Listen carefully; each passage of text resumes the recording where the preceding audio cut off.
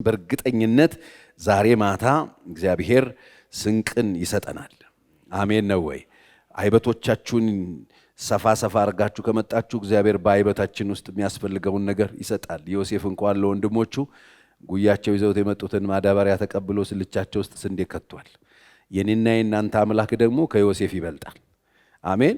ምን ይዘን እንደመጣ ተርበው ነው የመጡት፣ ተቸግረው ነው የመጡት፣ ድርቅ ዓለም ላይ ገብቶ ነው የመጡት፣ አባታቸው ልኳቸው ነው የመጡት። እንዴት ይሻላል? መክረም አንችልም፣ መኖር አንችልም፣ እንዴት አድርገን እንሻገራለን? እረስ እንዴት ዛ ምድር አለ ሂዱና ግዙ ተብለው ነው የመጡት። ሲመጡ ዮሴፍ አየና አዘነላቸው ይላል። ወንድሞቹን ታውቃላችሁ፣ ኢየሱስ ከዮሴፍ በላይ ነው።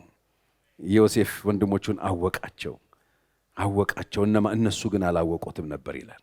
ዛሬ እናንተ ስትመጡ ጌታ ያውቃቸዋል። ማን ምን ውስጥ እንዳለ፣ ማን ምን ሁኔታ ውስጥ እንዳለ፣ ማን በማን እንደተከበበ፣ ማን እያስጨነቀው እንዳለ፣ ማን በማን ሁኔታ ውስጥ በምን ሁኔታ ውስጥ እንዳለ የሚያውቅ አምላክ ነው ያለን። አሜን። እስቲ ያለሁበትን ያውቃል በሉኝ። አዎ ያውቃል፣ ጌታ ያውቃል። እናንተ አትወቁት እንጂ እሱ ያውቃል። እሱ አወቀው። ሮቤልን አየው አወቀው፣ ጋድን ይሳኮርን አየው፣ ዛብሉን አየው አወቀው፣ ንፍታሌምን አየው አወቀው። እነሱ አላወቁትም ይላል። አርጅቷል። ወንድሜ ደግሞ ደክም ዝም ብሎ ሲያያቸው ጠቆረ ወንድሜ። ከዛ ቆጠራቸው። ሲያይ ቢንያም የለም መሃላቸው። የት ሄደ ቢንያም?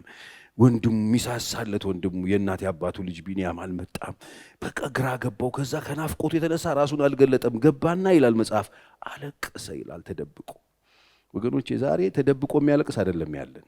ስትመጣ አይቶ የሚያዝንልህ የሚራራልህ ቤትህን የሚያውቅ ኑሮህን የሚያውቅ ትዳርህን የሚያውቅ አምላክ ጋር የመጣ እሱ የሚያስፈልጋችሁን ይሞላባችሁ። እንኳን ደስ አላችሁ። የመጀመሪያ ዙር የማስታወቂያ ዋጋ ከ30% ቅናሽ ጋር በመሃል ፒያሳ አራዳና ወዳጅነት ፓርክ ፊት ለፊት ለሽያጭ ክፍት ሆነ። ከ15 ዓመት በላይ በዘርፉ ትልቅ ልምድ ያካበተው ሜሪት ፕሮፐርቲስ ቀድመው ለሚመዘገቡ ሰዎች ባለ 1 መኝታ 10% ቅድመ ክፍያ 500 ሺህ ብር፣ ባለ 2 መኝታ 840 ሺህ ብር፣ ባለ 3 መኝታ 1.207 ሺህ ብር ከ40% የባንክ ብድር ጋር ማግኘት ይችላል። ምን ይሄ ብቻ! በልዩነት ለ20 ደንበኞቻችን ታላቅ ቅናሽ እና ለቤተሰብ አሊያም በቡድን ሆነው ለሚገዙ ደንበኞቻችን ልዩ የቤተሰብ ቅናሽ አቅርበናል። ፈራሽ ባለው ስልክ ይደውሉልን። ሜሪት ፕሮፐርቲስ። እኔ የጀመርኩትን ሐሳብ ነው መቀጠለው። እንግዲህ እግዚአብሔርን መፍራት ይኸው ዘንድሮ ታጥቀን የምንሄደው እሱን ነው።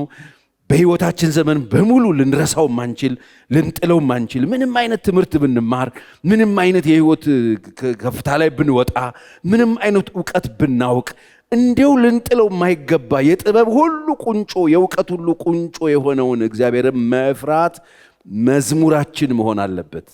የጋራ መዝሙራችን ብሔራዊ መዝሙራችን ቢሆን ደስ የሚለኝ እግዚአብሔርን መፍራት። የጥበብ ሁሉ መጀመሪያ እሱ ስለሆነ በቃ ኪሳራ የሚጀምረው እዚህ ጋር ነው። የግለሰብ ኪሳራ የሚጀምረው ፈሪሃ እግዚአብሔር ሲጥል፣ የቤተሰብ ኪሳራ የሚጀምረው እግዚአብሔርን መፍራት ሲጥል፣ የማህበረሰብ ኪሳራ የሚጀምረው እግዚአብሔርን የግለሰብ የወንድማማች ኪሳራ የሚጀምረው እግዚአብሔርን መፍራት ሲጥል።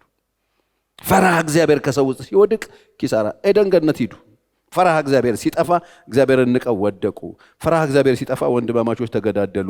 ፈሪሃ እግዚአብሔር ሲጠፋ ሰዎች እንደ እግዚአብሔር ከተማ የሚያድርስ እንስራ ብለው ማህበረሰብ ሲፈራርስ፣ ፈሪሃ እግዚአብሔር ዓለምን በጣጠሳት። ሰው ከእግዚአብሔር ጋር ያለው ነገር በጣም ወሳኝ ነው ማለት ነው።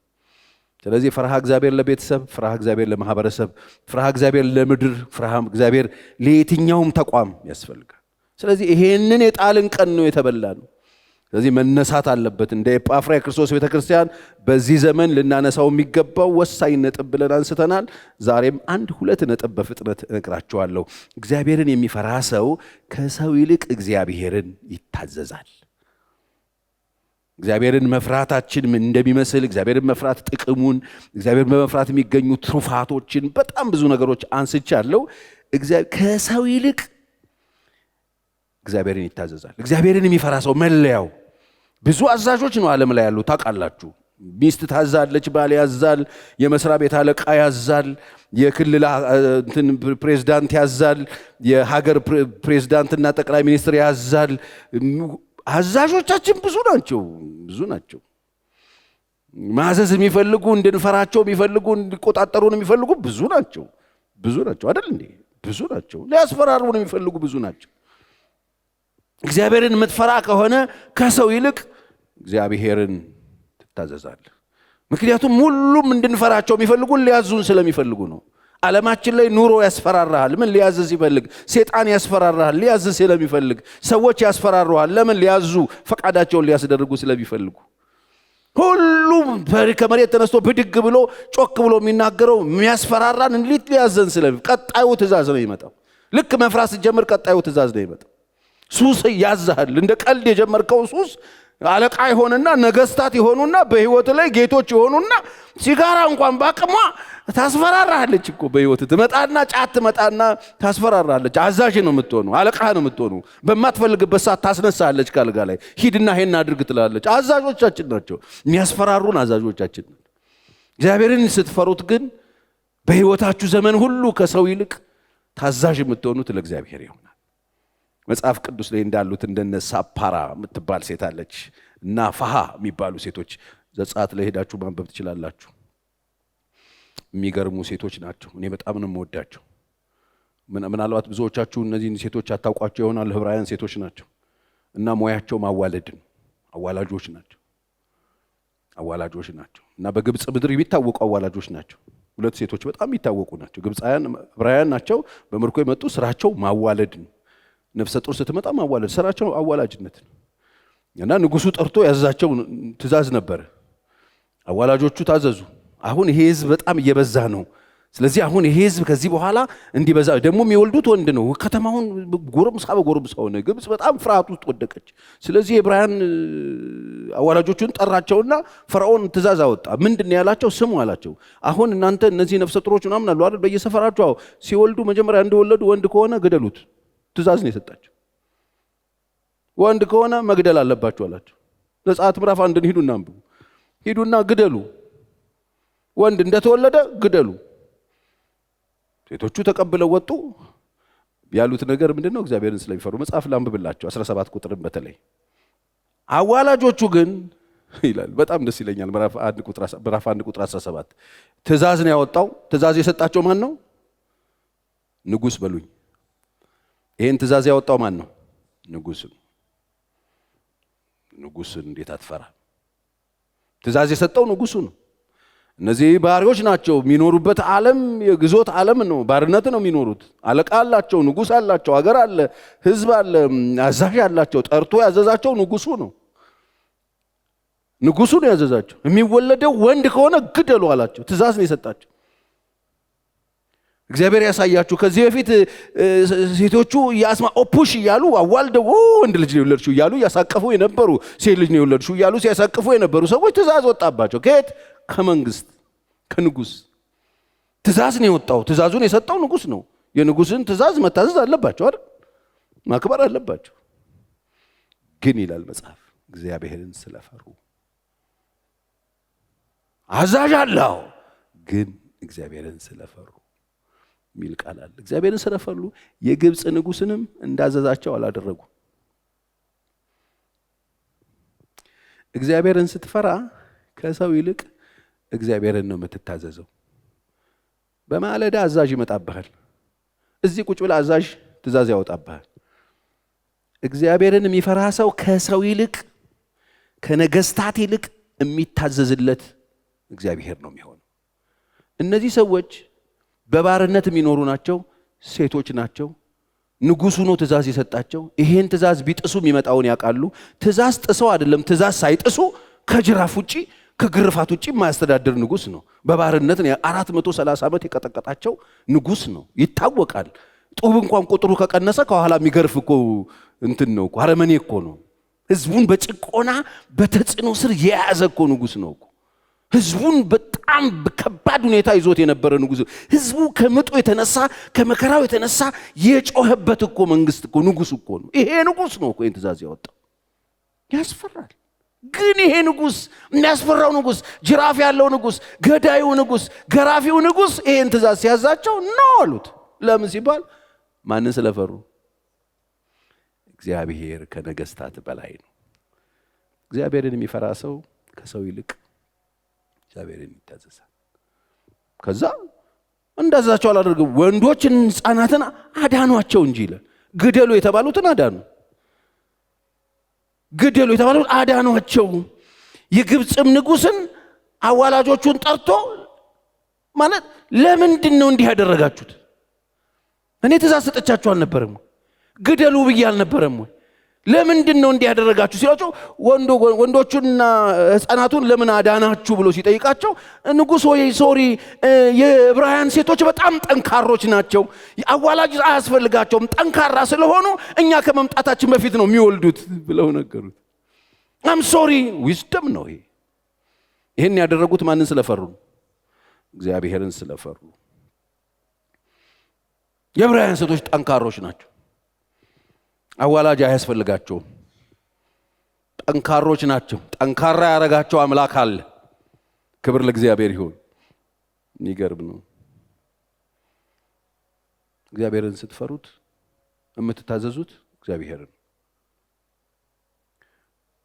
እግዚአብሔርን እንታዘዛለን ሲባል ሌላ አዛዥ የለንም እያልኩ አይደለም። ሌሎች አዛዦች እኮ አሉ። የምንታዘዛቸው እንደ እግዚአብሔር ቃል እስካዘዙን ድረስ ብቻ ነው። እንደ እግዚአብሔር ቃል ትእዛዝ እስካወጡ ድረስ እንታዘዛለን። እንደ እግዚአብሔር ቃል የወጣ ትእዛዝ ካለ እንታዘዛለን፣ መጽሐፍ ቅዱሳዊ ስለሆነ።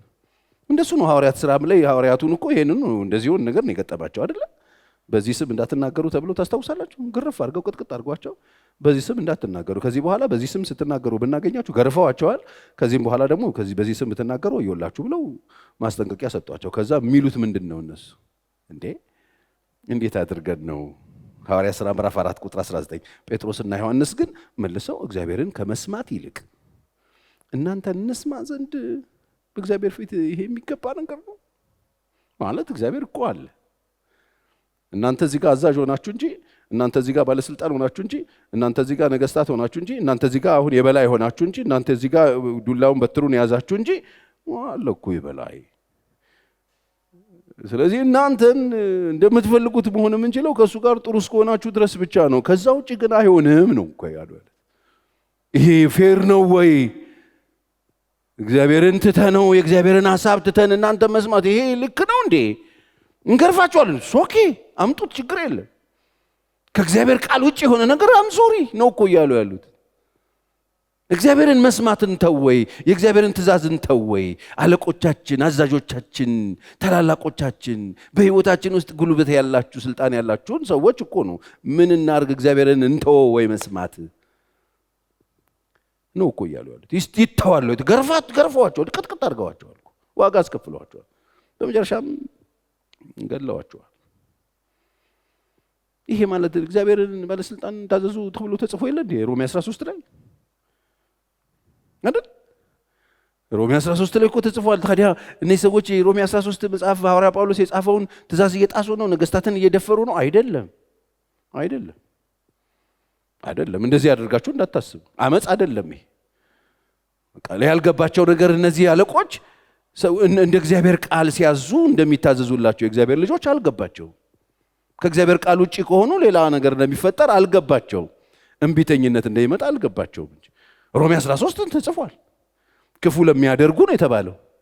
ክፉ ለሚያደርግ ክፉ የምታደርግ ከሆነ ፍራ።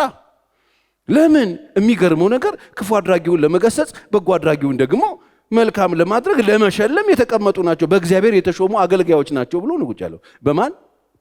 በእግዚአብሔር የተሾሙት። እኛ እንፍራው፣ እንስማው፣ እንታዘዘው በምንለው ነው የተሾሙት። በሱ ነው የተቀመጡት። ስለዚህ እግዚአብሔር ያስቀመጣቸው ባስቀመጣቸው መጠን ልክና በተሰጣቸው ስፍራ መጠን ልክ መኖር የማይችሉ ከሆነ አም ሶሪ ነው የሚባለው።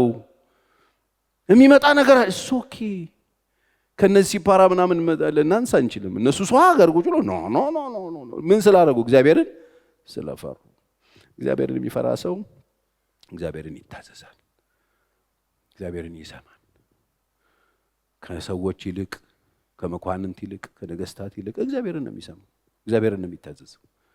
ስለዚህ ትእዛዙ እንደ እግዚአብሔር ቃል ከሆነ ሰሚት እናደርጋለን፣ እጅ ወደ ኋላ አድርገን። እንደ እግዚአብሔር ቃል ካልሆነ አይሆንም።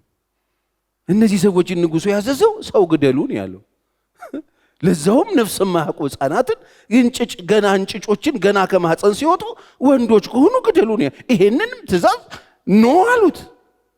ይሄንን አናደርግም አሉ። ለምን ሲባል እግዚአብሔርን ስለፈሩ። ንጉሥ ሆይ አም ሶሪ፣ ለምንድን ነው ይሄን ያላደርጋችሁ? እኛ እግዚአብሔርን ስለፈራን አላሉትም። ጥበብ ነው የተጠቀሙት፣ ዊዝደም ነው። እነዚህ ጠንካሮች ናቸው፣ አንተ አታውቃቸው። አዋላጅ አያስፈልጋችሁ ወገኖቼ። እግዚአብሔርን መፍራት በጽድቅ የሚኖሩ ሰዎች መለያ ነው። ስለዚህ ትእዛዙም በጽድቅ የሚንቀሳቀሱ መሪዎች ካሉ እንታዘዛለን። መጽሐፍ ቅዱስ እንደሱ ስለሆነ የሚያስተምረው። እግዚአብሔርን መፍራት በጽድቅ መንገድ መሄድ ማለት ነው። ጽድቅ መንገድ ምንድን ነው? ትክክለኛ መንገድ መሄድ ማለት ነው። እግዚአብሔርን መፍራት ማለት ትክክለኛ መንገድ መሄድ ማለት ነው እንጂ የመጣ ትእዛዝን ሁሉ ማክበር አይደለም። ትእዛዞች ቼክ ይደረጋሉ። እንደ እግዚአብሔር ቃል ናቸው አይደሉም ተብሎ፣ የእግዚአብሔር ሐሳብ ነው አይደለም ተብሎ፣ ገና ለገና ከሆነ እንትን ውስጥ ስለወጣ አይደለም። እንዴ ንጉሥ እኮ ይስታል እኮ። አንድ ጊዜ ስቷል በዳንኤል መጽሐፍ ላይ ትዝ ይላችኋል። ናቡከደነጾር ከዛም በኋላ ሌሎቹ ነገር ወርቅ ምስል እኮ አሰራ፣ ሳተ። ሀገር ነው የሚመራው። ወርቅ ምስል አሰራ፣ አደባባዩ ላይ ሰራው። በወርቅ ከላይ እስከታች ለብጦ ወርቅ አደረገና በቃ በጅሮንዶች ተጠሩ፣ መኳንንቶች ተጠሩ፣ ያልተጠራ ሰው የለም፣ ሁሉ ተጠራ። መለከት ነፊዎች መጡ፣ ትልቅ ባህል ተደረገ። በስነ ስርዓት አዋጅ ተነገረ። አዋጁ ምንድነው? በዚህ ቀን የንጉሱ ወርቅ ያሰራው ወርቅ ምስል አለ። መለከት ድምፅ ሲነፋ ልክ ሲነፋ ሁሉም ሰው በወርቁ ምስል ፊት ወድቆ ይስገድ አለ ንጉሱ። በቃ አማረው እንደዚህ። እሱም አማሩ መብቱ ነው፣ መፈለግ መብቱ ነው። ደግሞ የእግዚአብሔር ልጆች ስግደት ለሚገባው ስግደት ማቅረብም መብታቸውን፣ የሚሰገድለትን ያውቁ ነበር። ሲነፋ 3 ወጣቶች ቆሙ ነው አሉ። ይሄ ልክ አይደለም። ምክንያቱም እግዚአብሔርን መፍራት ማለት በጽድቅ መንገድ መሄድ ማለት ነው። በትክክለኛ ነገር ማድረግ ማለት ነው። እግዚአብሔርን መፍራት ማለት ለሆነው ላልሆነው ሁሉ ማጎብደድ አይደለም። እግዚአብሔርን መፍራት ማለት ለትክክለኛ ነገር ትክክለኛ ቦታ ትክክል እያደረጉ መገኘት ነው። እግዚአብሔርን መፍራት ማለት ይሄው ታዘዙ ተብሏል ተብሎ ወርቁ ምስል ስን መደፋት ነው። እግዚአብሔርን መፍራት ማለት ትክክል መሆን ማለት ነው። ትክክለኛ ነገር ማድረግ ነው። ትክክለኛ ነገር እግዚአብሔርን መፍራት። አሜን። እግዚአብሔርን ስንፈራ ትክክለኛ ነገር ማድረግ እንችላለን፣ ጽድቅን ማድረግ እንችላለን እንጂ የተገኘውን ሁሉ እያግበሰበሱ መውጣት አለም። ተጽፏል። አዎ፣ ግን በእግዚአብሔር ነው የተሾሙት ደግሞ የሚል ቃል አለ። ስለዚህ በእግዚአብሔር ከተሾሙ በማን አምላክ ነው የተሾሙት ማለት ነው? በእኔ አምላክ ነው ማለት ነው። የኛ አምላክ ነው ሹመቱን የሚሰጠው ማለት ነው። ስለዚህ ትክክልም ለሚያደርጉ ስጋት አይደሉም እነሱ ነው የተባለው። ትክክል ለሚያደርግ ስጋት ከሆነ እኔ ሳልሆን ችግር ውስጥ ያለው ትክክል የማያደርገው ነው ስጋት ውስጥ መሆን ያለበት አይደለ? የሚያምጽ ከሆነ ክፉ ብታደርግ ፍራ ነው የሚለው። ክፉ ማላደርግ ከሆነ እኔ ልፈራ አልችልም። መጽሐፍ ነው የሚናገረው። ለምን? ክፉ አድራጊውን የሚበቀል የእግዚአብሔር አገልጋይ ነው የተባለው። ነገስታት የእግዚአብሔር አገልጋዮች ናቸው ከተባለ ክፉ አድራጊን እንጂ ደግ አድራጊን መንካት የለባቸው። ትክክል ማይሆን ነገር የሚያደርጉ ከሆነ ከኔ ጋር አይደለም ጨዋታው ማለት ይዞራል ማለት። ስለዚህ እግዚአብሔርን መፍራት ማለት ለሰው ሳይሆን ለእግዚአብሔር መታዘዝ ማለት። እዚህ እግዚአብሔርን የሚፈራ ሰው የምታውቁት ለሰው ሳይሆን ለእግዚአብሔር ይታዘዛል። እግዚአብሔር ማስተዋል ይስጠን። ከባድ ዘመን ነበር። አንድ ጊዜ ታስታውሳላችሁ፣ አካብ ንጉስ በነበረበት ጊዜ ሚስቱ ኤልዛቤት ቤተ መንግስቱን በጣም በክላው ነበረ። በጣም ብዙ ሐሰተኛ ነቢያቶች፣ የበዓል ነቢያቶች ቤተ መንግስት ትጋብዝ ነበር እና እነሱ እዛ ግብዣ ላይ በነበሩ ጊዜ ምናምን ነቢያቶችን፣ እውነተኛ የእግዚአብሔር ነቢያቶችን እያሳደዱ ይገሉ ነበር። ትእዛዝ እያወጣች ሴትዮዋ በጣም አደገኛ ሴት ናት። ጠንቋይ የሆነች ሴትዮ ናት። ያን አደገኛ ችግር ሲፈጠር ኤልያስ ሰማይን 3 ዓመት ተኩል ዝናብ እንዳይዘንብ ቆለፈው። እግዚአብሔር ትእዛዝ አወጣለት። እኔ መግብሃለሁ፣ ሂድና ኮሬት ፈፋ ቁጭ በል፣ የሚመግብህን ቁራ አዘጋጅቻለሁ አለው። ሄደ። እግዚአብሔር ቁጭ ብሎ በቁራ እየመገበው ቆየ። ከዛ ደግሞ እንደገና ሰራፕታይድ የምትመግብህን ሴት አዘጋጅ። እግዚአብሔር ከባሪያው ጋር አብሮ ቆሞ በቃ ኤልያስን ፈልገው አተውታል። የመጨረሻ በዛ ዝግ ሰማይ በነበረ ጊዜ፣ ኃይለኛ ድርቅ በነበረ ጊዜ፣ ህዝቡ በአደገኛ ግራ መጋባት ውስጥ በነበረ ጊዜ፣ ሰው እግዚአብሔርን የሚያመልከው ወይስ ጣዖትን ነው የሚያመልከው ግራ በተጋባ ጊዜ፣ በቃ በእግዚአብሔርና በጣዖት መካከል ህዝብ በሚዋለልበት ጊዜ፣ መንግስት ግራ በተጋባበት ጊዜ፣ የባል ነቢያቶች ሀገሩን በፋነኑበት ጊዜ፣ ተቆጣጥሮት በነበረ ጊዜ ጨረሰና እግዚአብሔር ሂድና ለአካብ ተገለጣል። ኤልያስ መጣ። ከተማው ሲመጣ አብድዩ የሚባለው ልጅ አገኘው። ታስታውሳላችሁ? አገኘውና ኤልያስ አለው። በጣም ገረመው። ይሄ ያልተፈለክበት ቦታ የለም እኮ ከየት ተገኘ? በጣም ገረመው። እየተፈለገ ነው። በጣም ትልቅ ኢሹ ነው ለመንግስት እሱ ማግኘት ማለት። ስለዚህ በጣም ግራ ገብቶት ሲጨነቅ ሂድና ንገረው ኤልያስን አግኝቼዋለሁ በለዋለሁ አለ። አብድዩ አለ ምን ነው ሲባል እኔ አውቃለሁ አለው። እኔ ሄጄ ስናገር የእግዚአብሔር መንፈስ ደግሞ አንስቶ ሌላ ቦታ ቢወስድ እኔን ይገለኛል ሰውየው አለው። እና ኤልያስ እባክህን አለው እኔ አብድዩ ነኝ ማንነቴን ልንገርህ አለው። በጣም የሚያሳዝን ነገር አብድዩ ይናገራል። መጽሐፍ ቅዱስ የያዛችሁ ሰዎች ክፈቱና አንደኛ ነገሥት ምዕራፍ 18ን እናንብቡ። እኔም ካንተ ጥቂት ራቅ ስል እግዚአብሔር መንፈስ አንስቶ ወደማላውቀው ስፍራ ይወስድሃል። እኔም ገብቼ ለአካብ ስናገር ባያገኝህ ይገለኛል ማለት ያውቀዋል። ባያገኝህ ይገለኛል ይልና እኔም ባሪያ ይላል አብድዩ፣ እኔም ባሪያ ከትንሽነቴ ጀምሬ እግዚአብሔርን እፈራ ነበር አለ። አይገርማችሁ? እዛ ነው ያለው፣ ንጉሱ ጉያ ነው ያለው። ግን ከልጅነቴ ጀምሬ እግዚአብሔርን እኔ ተደብቄ እኮ የእግዚአብሔር ነቢያትን እኮ ደብቄ ንጉሱ ሳያውቅ እየሄድኩኝ እመግባለሁ። እኔ ታውቀኝ ከልጅነቴ ጀምሬ እባክህ እንዳልሞት። አሁን ሄጄ ልናገር እችላለሁ፣ ግን አንተን ብድግ አድርጎ መንፈስ ቅዱስ የእግዚአብሔር መንፈስ የሆነ ቦታ ወስዶ ካላገኘህ ይገለኛል። እኔ ደስ ይለኛል። አብድዩ ከሕፃንነቴ ጀምሬ ምን አደረግ ነበር? እግዚአብሔርን እፈራ ነበር። ወገኖች እግዚአብሔርን ፍሩት። እግዚአብሔርን ስትፈሩት የምትታዘዙትን ታውቃላችሁ። ሂድ ችግር የለውም አለው። ሄደና ተናገር። መጣ። አንተ ነህ እስራኤል የምታገለባብጠው አለው። ተገለባብጧል። ግልብጥ ብጡ ወጥቷል። አዎ አንተ እኔ ሳልሆን አንተና የአባት ቤት ናችሁ አለው። አሁን ህዝቡን ጥራ አለው። ጉያ የሰበሰብካቸው እነዚህ አይነት ባል ነቢያቶች ሰብስብ። በዓል አምላክ ከሆነ ዛሬ ይለያል። እግዚአብሔር አምላክ ከሆነ ዛሬ ይለያል። ጥራቸው፣ ሰብስባቸዋል። 400 ለ1 ገጠማቸው። እግዚአብሔርን ስትፈራ የምትታዘዘው እግዚአብሔርን። አካብ ወፈፌ አይደለም። ማን ነው? ኤልያስ ብድግ ብሎ ወፈፍ ብሎ እንዳይመስላቸው እግዚአብሔርን ታዞት ሂድና ተገለጣል። ፋይት አረገ። ሄዱ። ፈለፊት ቆመ። ነቢያቶቹ ተሰበሰቡ። ጥሩት አላቸው። መጀመሪያ እድል ሰጣቸዋለሁ።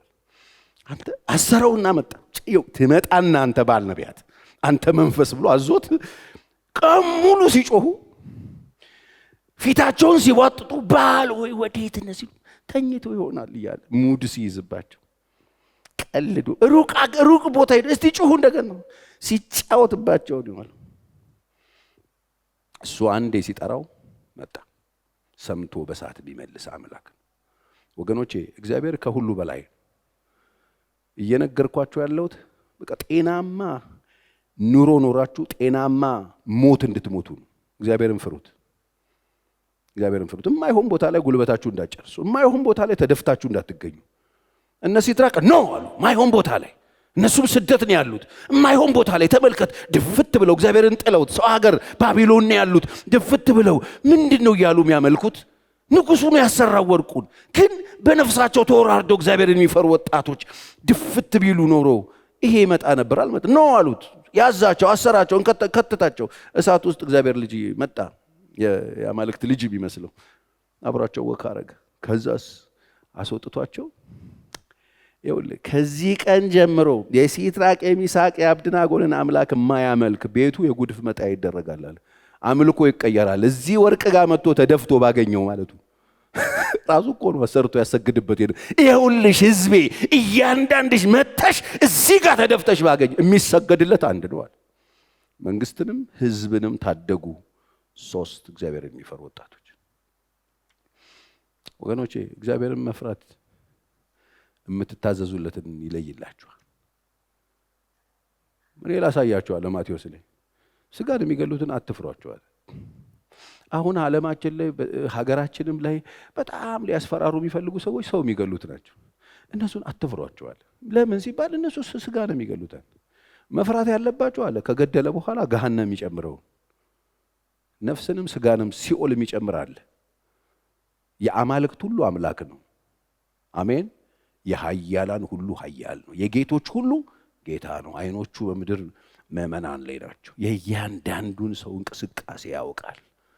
እድል ነው የሚሰጠው። ወገኖቼ መፍራት ካለባችሁ እሱን ፍሩት። ይሄንን እስትንፋስ የሰጣችሁ እስትንፋስ የሰጠ ንጉሥ ኖሮ አያውቅም። እስትንፋስን ያቆሙ ግን ነገስታት አሉ። እስትንፋስን የሰጠ ግለሰብ የለም። እስትንፋስን ግን ለማስቆም የገደሉ ብዙ ግለሰቦች አሉ። የእስትንፋሱ ባለቤት ማን ነው? እግዚአብሔር። የሰው ባለቤት ማን ነው? እግዚአብሔር። ስለዚህ እግዚአብሔርን ፍሩት። እግዚአብሔርን የሚፈራ ሰው ለእግዚአብሔር ይታዘዛል። ስለዚህ የሰር በሉት፣ ጠዋት ተነሱና ምን ልታዘዝ በሉት። ከዛ ከእግዚአብሔር ትእዛዝ ተቀበሉ። አለቆቻችሁም ጋር ሂዱና ምን ልታዘዝ በሉ። ከዛ በዚህ በብሉ ፕሪንቱ ያኛውን ትእዛዝ አምጡና ጣዱት። ይሄዳል አይሄድም? ካልሄደ አራግፉና ጣሉት። ምን ልታዘዝ በሉት። ግን እግዚአብሔርን ምን ልታዘዝ የማይል ሰው አዛዦቹ ብዙ ናቸው ወገኖቼ። እንደነ ሳጲራ ያስገድሏቸዋል ሰዎችን። ትእዛዝ ነው የሚያወጡት። የሚወለድ ላይ ሁሉ ጨክናሉ። የሚወለዱትን ግደሉ አሏቸው። አፍግድ ማለት ምን ማለት ነው? ወንድ ከሆነ ጾታ አይተህ ግደለው የሚል ልክ እንደ ዛሬውማ ብሔር እንደሚገዳደለው ማለት ነው እኮ። ኖ ማለት አለባችሁ። እግዚአብሔርን ስለሚፈሩ ሴቶቹ ኖ አሉ፣ እናረገውም አሉ። ስለዚህ ትእዛዝ ከተቀበላችሁ ትእዛዞችን በትእዛዝ ነው የምንለየው። የሚመጡ ትእዛዞችን በሙሉ የሚመጡ ፍላጎቶችን በሙሉ በትእዛዙና በፍላጎቱ እንመረምረዋለን። በእግዚአብሔር ትእዛዝና ፍላጎት እንደሱ እኮ ነው። ፍላጎቱን ስለሚያውቁ እኮ ነው እንዳይሰገድ ማንም በዚህ 1 ወር አሉት። ዳንኤልም ጋር መጡና ለንጉሱ ዳንኤልን ሊያጠምዱት ፈልገው አንተ ብቻ ጸልይ፣ አንተ ብቻ ሊለዩት ሊገሉት ንጉሱን አውጥተው ሊፈጠፍጡት ማለት ነው። ዳንኤል ግን እግዚአብሔርን የሚፈራ ነበረ፣ ቅን ነበረ፣ የጸሎት ሰው ነበረ፣ መልካም መንፈስ ነበረው ይላል መጽሐፍ ቅዱስ። አምሶሪ ያለ ትእዛዙ የወጣው ከመንግስት ነው እንዳትጸልይ የሚል ይሄን ሰውዬ ሊቀብሩት ነው ያለ ይመስለኛል። ዳንኤል ምን አይነት ሳፋጣ ውስጥ እየከተቱት ነው። በዚህ ቋንቋ ብናገረው ጥሩ ወጣቶች በደንብ ስለሚገባቸው። አይ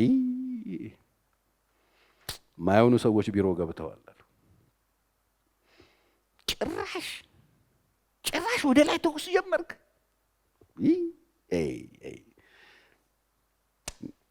የሰው መጨረሻ ፈለክ ይሄንን ማለት ሰማይ ልዘጋ ከእግዚአብሔር ጋር ያለውን ግንኙነት ለማቆም ፈልግ። አቤት እድገት! እግዚአብሔር ከዚህ እድገት ይጠብቃል። ነጀሱት ሰውየው። በቃ ጻፈ፣ አተመበት። አምሶሪ ያለ ዳንኤል መስኮቱን ከፈተውና ሕጉን በጠሰው።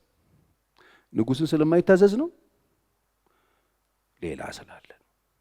አሜን።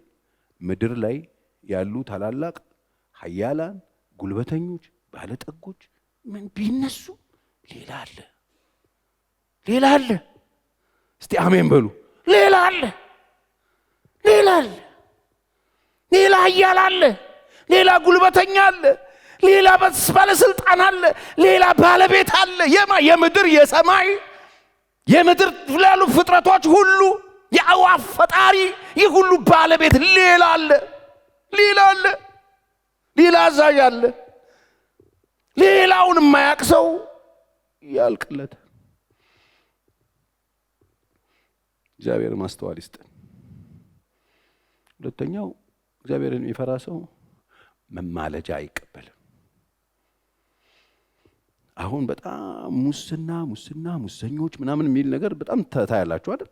በቃ ሚስጥሩ ይሄ ነው። እኔ ለዚህ ነው እዚህ ላይ በጣም ብንጠበጥብ፣ እዚህ ላይ ብትረዱኝ፣ እናንተም አብራችሁ ብትቆሙ፣ ብትጸልዩ፣ በስነ ስርዓት አብረን በእግዚአብሔር ፊት ብንሰራበት፣ አንደኛው የኛ ፈውስ እናገኛለን፣ የቤታችንን ፈውስ እናገኛለን፣ የማህበረሰብ ፈውስ፣ የሀገራችንን ፈውስ እናገኛለን። አሁን ዝም ብለን ብናወራው በሰበር ምናምን ብንጫወተው ትርጉም የለው። እዚህ ላይ ቢሰራ እግዚአብሔርን የሚፈራ ሰው መማለጃን አይቀበልም። ከሙስና የጸዳ አይምሮ ነው ያለው። ጀስትስ ላይ በጣም ታማኝ ነው። እግዚአብሔርን የሚፈራ ሰው ስልጣኑን በአግባብ ይጠቀማል። እግዚአብሔርን የሚፈራ ሰው ፖዚሽኑን በአግባብ ይጠቀማል። እግዚአብሔር የሰጠውን ቦታና እድል በትክክል ይጠቀምበታል። እግዚአብሔርን የሚፈራ ሰው በትክክል ማህበረሰብ ያገለግላል። በትክክል ኃላፊነቱን፣ ጊዜውን፣ ፔሪዮዱን ጠብቆ ማድረግ ያለበትን ያደርጋል። እግዚአብሔርን ካልፈራስ እዛ ቦታ ላይ እግዚአብሔር ህዝብ እንዲያገለግል ወይም ሰው እንዲያገለግል፣ ግለሰብ እንዲያገለግል፣ ቤተሰብ እንዲያገለግል፣ ማህበረሰብ እንዲያገለግል ያስቀመጠው ቦታ ላይ ቻናሉን ነቅሎ ወደ ጎን ሲሰካ በቃ ብዙ ነገር ይበላሽ። ቦታው ላይ ሲቀመጥ ነግሬያቸዋለሁ። ንጉሥ ኦዚያን ባለፈውም ተምረነዋል። ሚልኪያስ ባስተማረ ጊዜ እግዚአብሔርን መፍራት ባስተማረ ጊዜ ነው የሚለው ትምህርቱ። ርዕሱ ይሄ ነው። እግዚአብሔርን መፍራት ባስተማረ በዘካርያስ ዘመን እግዚአብሔርን ይፈልግ ዘንድ ልብ አደረገ ይላል። ያን ጊዜ እግዚአብሔር ነገሩን ሁሉ አከናወነለት ይላል። በጣም ሰክሰስፉል ሆነ እግዚአብሔርን ይፈልግ ዘንድ ልብ ስላደረገ። ልክ ሲፎርሽ 15ኛው ላይ ግን ነገር ግን ይላል ቃሉ፣ ነገር ግን ለጥፋት ልቡ ታበየ ይላል። በጠሰው፣ ከዛስ ወደቀ። ይክርባችሁ። ይሄን ነው መጽሐፍ ነገር ከሙስና የጸዳ ነው። እግዚአብሔር ዘመናችሁን በመፍራት ይጨርስላችሁ። እርድና መስሏችሁ፣ ስልጣኔ መስሏችሁ፣ ትናንት እግዚአብሔርን ስትፈሩ ኖራችሁ የተቀደማችሁ የተበለጣችሁ መስሏችሁ እግዚአብሔርን መፍራት ወደ ጎን ያደረጋችሁ የጣላችሁ የተዋችሁ ሰዎች አንሱት። እግዚአብሔር የሚጠቀመው በእናንተ ስለሆነ ክብር ለኢየሱስ ይሁን። እግዚአብሔርን መፍራት ነህምያ ላይ መጽሐፍ ቅዱስ ሄደን ማየት እንችላለን። ነህምያ ምዕራፍ 5 ላይ ከ14 ቁጥር ጀምሮ ላንብበው። ታስታውሳላችሁ፣ ቅጥሩ ከተሰራ በኋላ ነህምያ ሲመጣ የነበረው ነገር በጣም ዘግናኝ ነበረ። ከዛ ተሰርቶ ካለቀ በኋላ ሹመት ተደርጓል። በየ12ቱም ደጆች ላይ በሮች ላይ ሹሞችን ሹሟል። በእያንዳንዱ በር ላይ ሹመት ሹሟል። ሹመቱን ሲሾም ከዛ በፊት የነበሩት ሹማሚዎች ያደረጉትን ይናገራል። ከዛ በኋላ የሚሾማቸው ሰዎች ለምን እንደሾማቸው ይናገራል። እሱን ቃል አብረን በጋራ እናነባዋለን። ምዕራፍ 7 ላይ በኋላ እናየዋለን። ምዕራፍ 5 ግን ከቁጥር 14 ጀምሮ እንደዚህ ይላል የነበረው ነገር ማለት ነው። እነዚህ የተሾመው የነበሩት ንጉሥ ይሁዳ ምድር ላይ አለቃ እሆን ዘንድ ካዘዘኝ ጊዜ ጀምሮ ከንጉሱ ከአርጤክስስ ከ20ኛው ዓመት እስከ 32ኛው ዓመት ድረስ 12 ዓመት ያህል እኔና ወንድሞቼ በአለቃ የሚገባውን ስንቅ አልበላንም። ለአለቃ የሚገባውን ስንቅ አልበላንም። ከእኔ አስቀድመው የነበሩት አለቆች ግን እኛ አልበላንም፣ ሙስና አልበላንም፣ ጉቡ አልበላንም። ከኛ በፊት የነበሩት አለቆች ግን በህዝቡ ላይ አክብደው ነበረ። ማለት ከባባድ ነገር ይጥሉበት ነበር። ህዝቡ ላይ አክብደው ነበረ። ስለ እንጀራውና ስለ ወይኑ 40 ስቅል ብር ይወስዱ ነበረ። ይቀባበሉት ነበረ። እላዩ ላይ ጫና ያደርጉበት ነበረ። ማህበረሰቡን ኑሮ ያከብዱበት ነበረ። ያስጨንቁት ነበረ።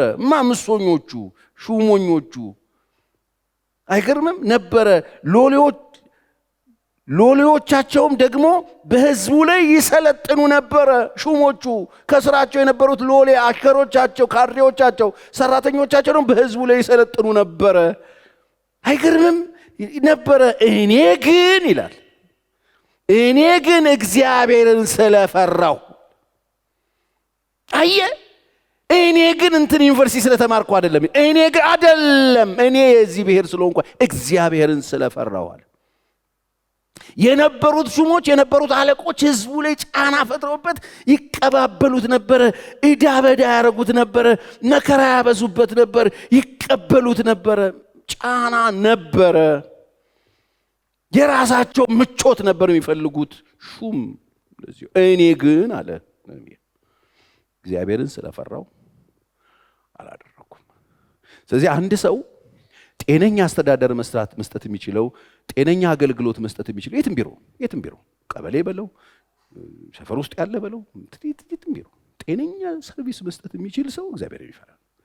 ስለዚህ በዚህ አጋጣሚ እዚህም ቢሮ ውስጥ የምትሰሩ ሌላም ቦታ ሆናችሁ የምትሰሙ በየቢሮ ያላችሁ እግዚአብሔር እድል የሰጣችሁ ቢሮ ላይ እንድትቀመጡ አልጋ ላይ በእንትን ምናምን ልትቀመጡ ትችሉ ነበር።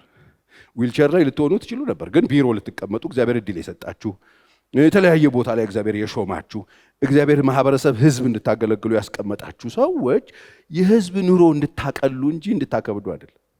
በቃ አገልግሎቱ ይሄ ነው። እግዚአብሔር እንዴት አድርጌ ህዝቡን ላስጨንቀው አይልም። እግዚአብሔር ህዝቡን እንዴት አድርጌ የፈጠረውን ህዝብ ማገልገል ሲፈልግ የሚሾማችሁ ሰዎች የተሾማችሁበት ቦታ ላይ የሰውን ህይወት አቀሉ። በዚህ አጋጣሚ የሚደርሳችሁ ሰዎች አቀሉ። እግዚአብሔር የሰጣችሁ ፖዚሽን ህይወትና ኑሮ ለማቅለል ነው፣ ለማከብ። የሰው ኑሮ አታወሳስቡ፣ የሰው ኑሮ አታከብዱ።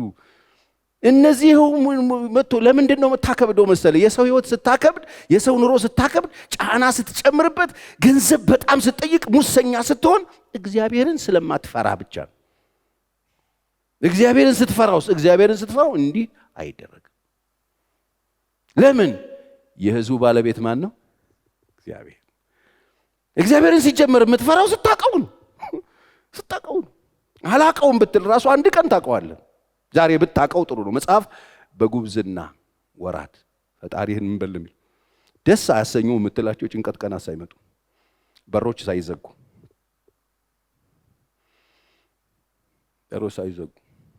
ደጆች መንቀጥቀጥ ሳይጀምሩ፣ ይሄ አይን ማየት ሳይሳን፣ ጥርስ ሳይራገፍ፣ ፈጭታዎች ስራ ሳያቆሙ፣ እርግፍ ሳይል ጥርስ መንቀሳቆጭ ብድግ ማለት ሳያቀትህ፣ ብትንትን ሳይወጣ፣ ደስ አያሰኙ የምትላቸው የምትረሳበት ጊዜ፣ ጥግ ከተቀመጥክ የሚያነሳ የማታገኝበት ጊዜ ሳይመጣ አይቀርም። እሱ ወደድክም ጠላህ እሱ ጊዜ አይቀርም። ለኔም ለእናንተም አይቀርም። እግዚአብሔር እድሜ ከሰጠ ደስ አያሰኙ የምትላቸው ማንም ላንተ ስልክ ላይ ጭር የማያረግበት ጊዜ ሳይመጣ፣ ከባቢዎች ሳይበተኑ፣ ፀሐይ ሳታዘቀዝቅብህ፣ ሳትራገፍ፣ ብትንትን ወጥቶ መናገር ሳያቀት፣ አይነ ብቻ የሚንከራተትበት ጊዜ ሳይመጣ በጉብዝና ፈጣሪህን አስብ። እኔ ልጨምርልህ፣ ፈጣሪህን ፍራው። ስትፈራው ሰርቭ ታረገዋል። በጣም የሚጠቅም ቶፒክ አይደለም ይሄ? አይጠቅምም? ይሄ ወሳኝ አይደለም?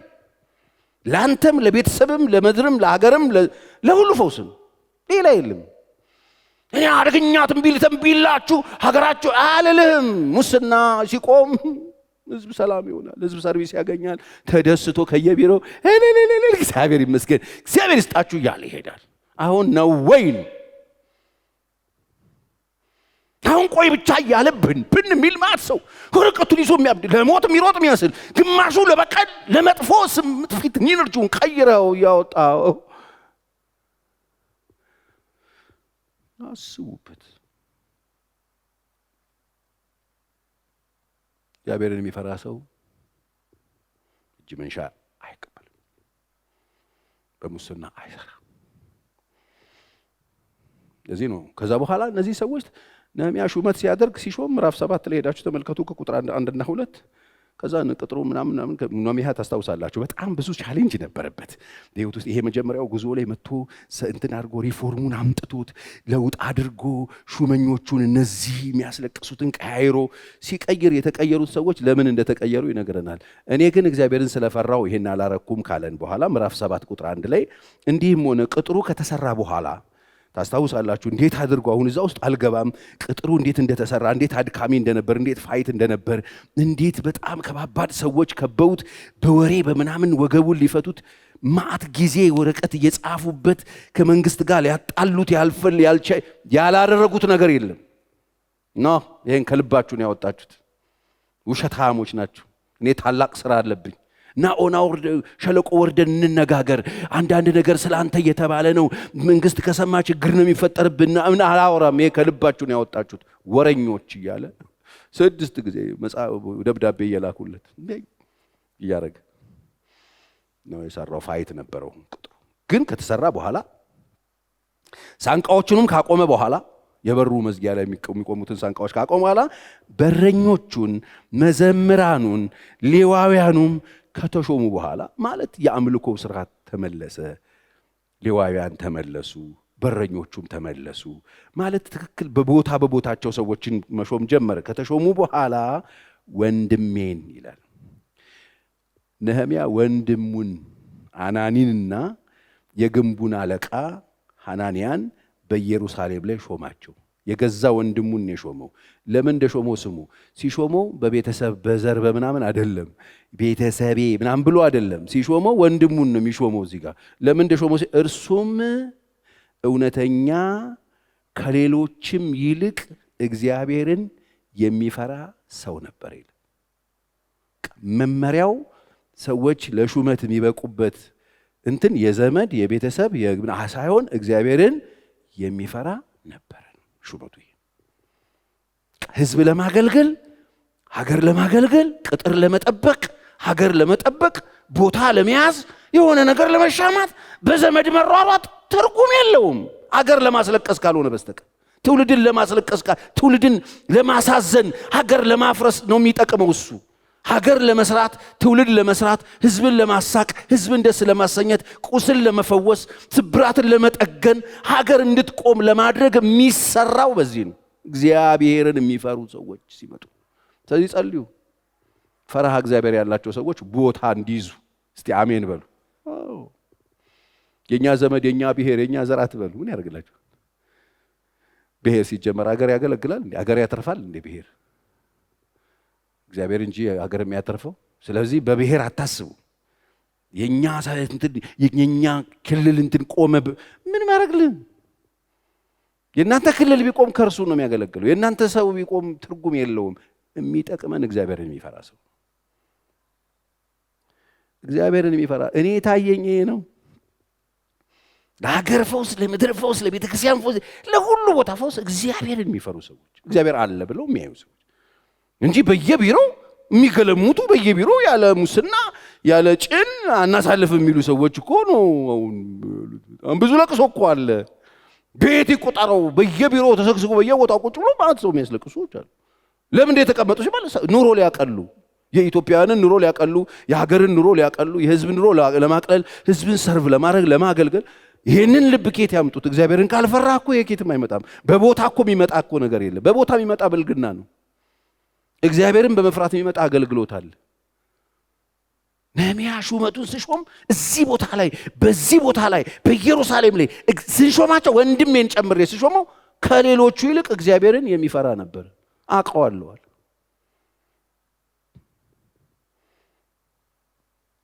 እግዚአብሔር ማስተዋል ይስጥ።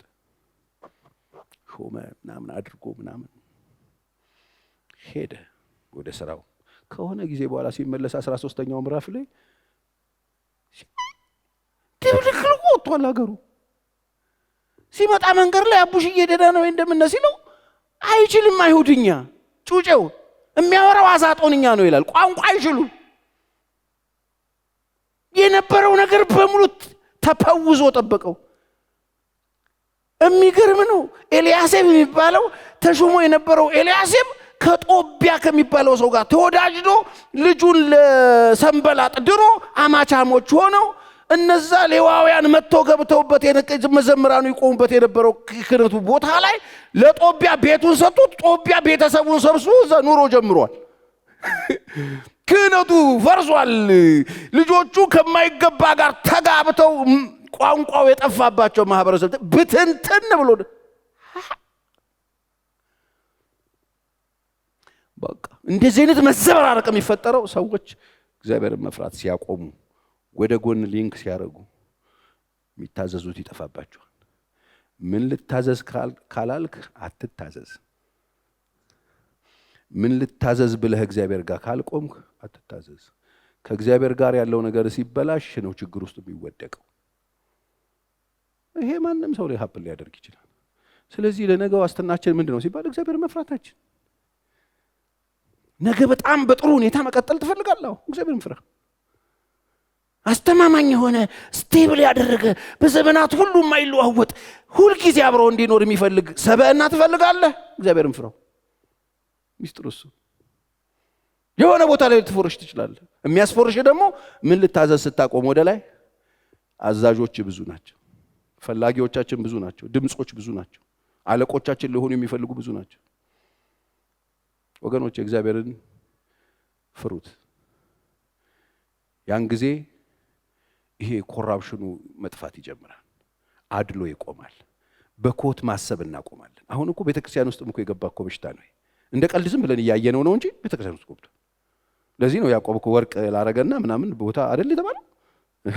ታዳላላችሁ ናና ፊቱ እንደ ናና እዚህ ጋር ምናምን ብሎ ሰውየውን ያደርጉታል። ደግሞ ጨርቁ ቆሽሻው ነው ይሄ ገባ ቤተክርስቲያን በልዩነት በሀብት በምናምን ትልቁ አሳ ዳስቲ ግብዶ ይሄ ምንድነው? ኮራፕሽን። ይሄ እግዚአብሔርን ያለ መፍራት ውጤት። እግዚአብሔርን ስንፈራ ግን ሰው ሁሉ በእግዚአብሔር አይን እኩል የሰው ሁሉ ዋጋ በቀራንዮ መስቀል ላይ የሞተውን የኢየሱስን ደም ነው የሚያክል። ስለዚህ የተመታ ሐሳብህ እንዲስተካከል አንድ ቀን በእግዚአብሔር ፊት መቆም እንድትችል ወይም እንድንችል እግዚአብሔርን እንፍራው። እግዚአብሔርን መፍራትን የመሰለ የህይወት መህልቅ የለም። በዘመናችሁ፣ በቤታችሁ፣ በስራችሁ፣ በትዳራችሁ፣ በእያንዳንዱ እንቅስቃሴ እግዚአብሔርን ፍሩት። እግዚአብሔርን ፍሩት። ዩተርን አድርጉ። መንገድ ይቀየራል። ቸርዬ እኔ እኮ ረጅም ዓመት ነው በሙስና ተዘፍቄ ህይወት የተበለሻሽቶ አሁን ትክክል አይመት ሄድና መጽሐፍ እንደ ደመና ምስክሮች ተደርገው ዕብራውያን ላይ የተቀመጡትን እነዛን እንደ ደመና በዙሪያችን ያሉትን ምስክሮች ጠይቃቸው። አንዱ ሄኖክ ነው። በ165 ነው ዩተር ነው ያደረገው። 165 ዓመት ተንዘላዝሎ ኖሮ ከዛ መንገድ ቀየረ። ይቀየራል። ታዳስ ቀይር፣ ዛሬ ማታ አሁን ቀይር። ዩተርን አድርግና ሌላ ሰውዬ ክፈል ዋጋ። መሞት ካለብህ ሞት፣ ደብና አድርገን እንቀብራለን። ቆንጆ ቀብር። ምን ችግር አለው? መሞት አይቀር። እዛ ጋር ደስ አያሰኙ የምትላቸው ቀን የማይቀሩ 4 ቀጠሮዎችን የዛሬ 6-7 ዓመት አስተምሬያለሁ። 4 ቀጠሮዎች መካከል አንዱ ቀጠሮ ይኸውላችሁ፣ በደንብ ስሙ። አንዱ ሁላችሁም መስማት ያለባችሁ ቀጠሮ አለ። ሁሉም ሰው የተቀጠረለት ቀጠሮ አለ። ሞት የሚባል ቀጠሮ አለ። የሁሉም ሰው ሲሞት ወይኔ ምን አድርጎ ነው የሆነ ነገር አድርጎ እንደዚህ ጭቁን አስተሳሰብ ካለ አንተ እንደገና ፈርሰ ነው መሰራት ያለበት። እንደዚህ አይነት ነገር ሰሞኑን ሶሻል ሚዲያ ላይ ያያየው ስለሆነ ይሄ የተጨቆነ ነው። ሚጢጢ ጭንቅላት ሲኖር እንደዚህ ነው የምታስበው። ትሞታለህ።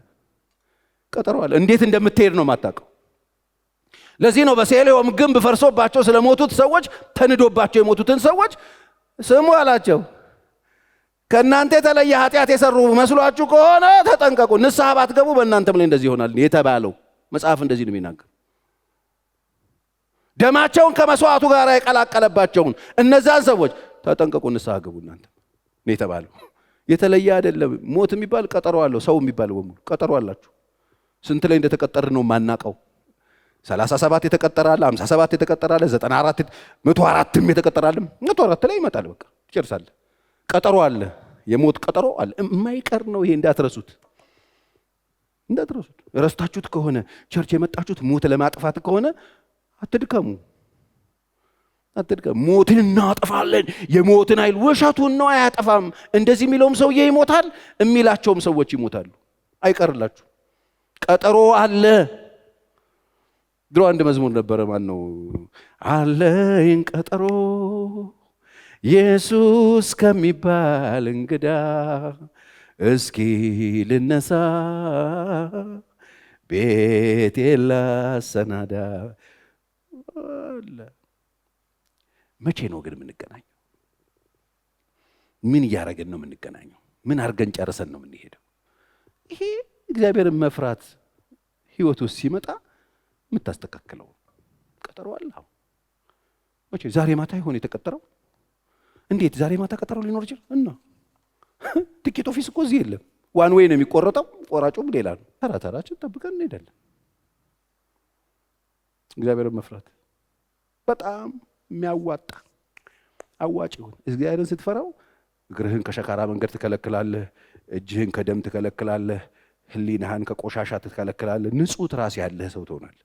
ንጹህ ትራስ ስተኛ ህሊና ንጹህ እግዚአብሔርን ስትፈራ። እግዚአብሔርን ሳትፈራ ግን ሰው ስታስለቅሱ፣ ለሰው ስታሳዝኑላችሁ፣ ሰው ስትበድሉላችሁ ከዛ ማታ እንዴት ይተኛላችኋል? ይመጣል እኮ የሰውየው ጩኸት፣ የሰውየው ስድብ፣ የሰውየው ንግግር፣ የሰውየው ይመጣል። እንግዲህ ብዙ ሰው እኮ ጢባ ጢቤ መጫወቻ። ጠዋት ተጣጥቦ ሰው ለብሶ ሲወጣ እኮ ጤነኛ ይመስላል። አይደለም። ብዙ ሰው ሲጨነቅ ዱካ ከሚባል ሲያንጠባጥበው የሚያድር ማለት ሰው አለ። ክርስቲያንም ሆኖ በነገራችን ላይ ነግሬያችኋለሁ። ክርስቲያን አንድ እንትን አምቧ ጠርሙስ ውስጥ ከቶ እንደዚህ ያደርገኛለች። እንዴ ይህን ማቀው እኔ ድሮ አብደ በረንዳ ነው አልኳት። እንዴ ይቀልዳል እንዴ ወገኖቼ? በሰላም እተኛለው አንቀላፋለው፣ እግዚአብሔር ሆኖኛል መተማመኛ፣ ከጥፋት ሁሉ መዳኛ እያልን የዘመር እግዚአብሔር መኝታችሁን ይባርክላችሁ። እስቲ በደንብ አሜን በሉኝ። ግድ የላችሁም። ድንገት አንድ ቀን እሱ ፊት መቆማችን አይቀርም። ደስ አያሰኙ የምንላቸው የሚደብሩ ቀኖች አሉ ከፊታችን። ቀጠሮ ነው አይቀርም። ሽምግልና ይመጣል። እርጅና ይሆኔ እንኳን ድሮ ፍሪዝ ያ ጥቁር ጸጉር የነበረኝ ሰው እግዚአብሔር ያሳያችሁ። እንዲሁ እያየ ትሄድና ዱላ ደግሞ እንይዛለን። ግን በቃ እንደዚሁ ንጹህ ሆነን ብንጨርስ በጣም አሪፍ። እግዚአብሔር ይርዳ። ተነሱ፣ ቁሙ፣ እንጸልያለን። ጌታ ይባረክ። ክብር ለኢየሱስ ይሁን። መንፈስ ቅዱስ እናመሰግናለን። እስቲ 2 ደቂቃ ልስጣችሁ በእግዚአብሔር ፊት። ጌታ ሆይ እርዳኝ። እንደ ቃልህ እንደተናገርከኝ አንተን የሚፈራ ሰው አንተን ይታዘዛል፣ ከሰው ይልቅ አንተን ይታዘዛል። አንተን የሚፈራ ሰው ሙስናን፣ እጅ መንሻን፣ ክፉ ነገርን ያርቃል ከህይወቱ፣ ሰዎችን ያገለግላል። እና እባክህን አንተን ፈርቼ በእነዚህ 2 የህይወት መህልቆች ተይዤ ጌታ ሆይ እርዳኝ። እግዚአብሔር አምላክ እኔና ህዝብህ አንተን በመፍራት እንድንባረክ እንፈልጋለንና ባርከን። ምርጫችን አንተ እንድትሆንልን ማስተዋልና ጥበብ ስጠን። ቀሪ የምድር ቆይታችን፣ ቀሪ የምድር ጉዞአችን አንተን በመፍራት እንዲቃኝልን፣ አንተን መፍራት ህይወታችንን፣ ዘመናችን ሁሉ እንዲወርሰው በኢየሱስ ስም እለምንሃለሁ። ይሄ ጉባኤ አንተን ፈልጎ መጥቷል። ከዚህ ማታ ጀምሮ አንተን በመፍራት ህይወት ውስጥ ያለው በረከት ሁሉ ያገኘው። ስለ ሁሉ እናመሰግናለን። እግዚአብሔር ይባርካችሁ። እግዚአብሔር ይጠብቃችሁ። ሌሊታችሁ የተባረከ ይሁን። መኝታችሁ በመንፈስ ቅዱስ ይታወድላችሁ። አዳዲስ ራእዮችን እግዚአብሔር ይስጣችሁ። አዳዲስ ህልሞችን ማየት ቻሉ። መንገዳችሁ ሁሉ በኢየሱስ ደም የተቀጠረ ይሁን። እግዚአብሔር ከእናንተ ጋር ይሁን። አንድ ቀን በክብር በመንግስቱ እንገናኝ። ደህና አደሩ። እንኳን ደስ አላችሁ። የመጀመሪያ ዙር የማስታወቂያ ዋጋ ከ30% ቅናሽ ጋር በመሃል ፒያሳ አራዳና ወዳጅነት ፓርክ ፊት ለፊት ለሽያጭ ክፍት ሆነ። ከ15 ዓመት በላይ በዘርፉ ትልቅ ልምድ ያካበተው ሜሪት ፕሮፐርቲስ ቀድመው ለሚመዘገቡ ሰዎች ባለ 1 መኝታ 10% ቅድመ ክፍያ 500 ሺህ ብር፣ ባለ 2 መኝታ 840 ሺህ ብር፣ ባለ 3 መኝታ 1.207 ሺህ ብር ከ40% የባንክ ብድር ጋር ማግኘት ይችላሉ። ምን ይሄ ብቻ! በልዩነት ለ20 ደንበኞቻችን ታላቅ ቅናሽ እና ለቤተሰብ አሊያም በቡድን ሆነው ለሚገዙ ደንበኞቻችን ልዩ የቤተሰብ ቅናሽ አቅርበናል። ፈራሽ ባለው ስልክ ይደውሉልን። ሜሪት ፕሮፐርቲስ